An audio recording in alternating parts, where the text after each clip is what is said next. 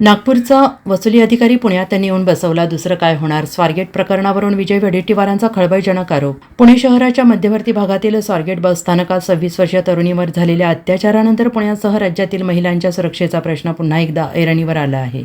या घटनेनंतर विरोधक आक्रमक झाल्याचं दिसून येत आहे आणि या प्रकरणी काँग्रेस नेते विजय वडेट्टीवार यांनी आक्रमकपणे आपली भूमिका स्पष्ट केलेली आहे. या प्रकरणात त्यांनी राज्य सरकारसह पुण्याच्या पोलीस प्रशासनासह पोलीस आयुक्तांना धारेवर धरलेलं आहे, तर अप्रत्यक्षपणे पोलीस आयुक्त अमितेश कुमार यांच्यावर हल्लाबोल केलेला आहे. नागपूरचा वसुली अधिकारी तिकडे पुण्यात नेऊन बसवलाय, त्यामुळे महिलांवर अत्याचाराच्या घटनात वाढ होत आहे, असा आरोप देखील विजय वडेट्टीवारांनी केलेला आहे.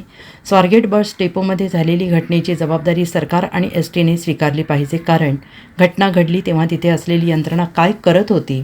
रिकाम्या बसमध्ये जे साहित्य मिळालं ते धक्कादायक आहे. त्या ठिकाणी 4 रिकाम्या बस महिलांच्या शोषणासाठी वापरल्या जात होत्या का, असा प्रश्न निर्माण होतो आहे. या ठिकाणी 20 सिक्युरिटी गार्ड काय करत होते? गृह विभागाची इब्रत रोज चालली आहे, ती वेशीवर टांगल्यासारखी स्थिती झालेली आहे. महाराष्ट्रात कायदा सुव्यवस्था राहिलेला नाही. आमच्या सरकारने शक्ती कायदा संदर्भातली तयारी केली होती, मात्र आमचं सरकार गेलं. नवीन सरकारने कायदा तयार करण्याची गरज होती, मात्र तसं झालेलं नाही. यांना महिला सुरक्षेची अजिबात चिंता नसून हे सत्तेत मशगूल आहेत. स्वारगेटच्या घटनेसंदर्भातले मुद्दे आम्ही विधानसभा अधिवेशनात उचलू.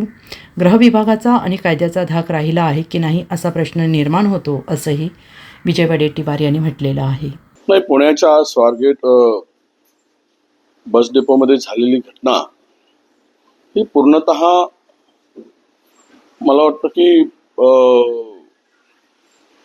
याची जबाबदारीच मुळात त्या विभागाने आणि सरकारने स्वीकारली पाहिजे. कारण जबाबदारी म्हणजे एकूणच जी घटना घडली त्यावेळेस तिथे असलेली यंत्रणा काय करत होती, ज्या पद्धतीनं तिथे चौकशी केल्यानंतर तिकडे जे काही साहित्य मिळालं, म्हणजेच 4 बस ही केवळ शोषण करायसाठी, तिकडे महिलांच्या शोषणासाठी या बसेसचा वापर होत होता का, असा प्रश्न मोठा निर्माण होतो. 20 सिक्युरिटी गार्ड असताना तिथे एका मुलीवर बलात्कार होतो आणि शासन मात्र आम्ही कारवाई करू म्हणून केवळ ते थापा मारत असतो. खरं तर राज्यामध्ये गृह खात्याची आता रोजच इब्रत चाललेली आहे. वेशीवर टांगल्यासारखी परिस्थिती आहे. या सगळ्या घटना महाराष्ट्रामध्ये कायदा सुव्यवस्था नसल्यासारखी परिस्थिती झाली आहे. आम्ही मनामध्ये शक्ती कायद्याच्या संदर्भामध्ये मसुदा तयार केला होता. हे आता या सरकारने, आमचं सरकार गेलं, सगळी तयारी झाली होती आणि त्यानंतर या सरकारने शक्ती कायद्यामध्ये लागू करून त्या पद्धतीनं कडक उपाययोजना करण्याची गरज होती. त्याची भीती निर्माण करण्याची गरज होती त्या कायद्याची, पण तसं कुठेही या राज्याकडून झालेलं दिसत नाही. यांना यामध्ये महिलांच्या सुरक्षिततेची अजिबात चिंता नाही. सत्तेमध्ये मशगूल झालेलं सरकार आहे. सत्ता आणि संपत्ती यामध्येच यांचं सरकारचं आता पूर्णतः लक्ष आहे. त्यामुळे ही स्वारगेटच्या घटनेचा आम्ही विधानसभेमध्ये आवाज उचलूच आणि सर्व दोषीवर कारवाई होईल ती होईल. पण अशा घटना वारंवार राज्यामध्ये घडत आहेत. यासाठी सरकार काही गंभीर आहे की नाही, हा खरा प्रश्न येतो. सरकार गंभीरतेनं या सगळ्या घटनाकडे बघतं की नाही. केवळ झालं की आम्ही काहीतरी करू, आम्ही अटक करू, कारवाई करू, हे तर कोणतंही सरकार असेल तर करेल.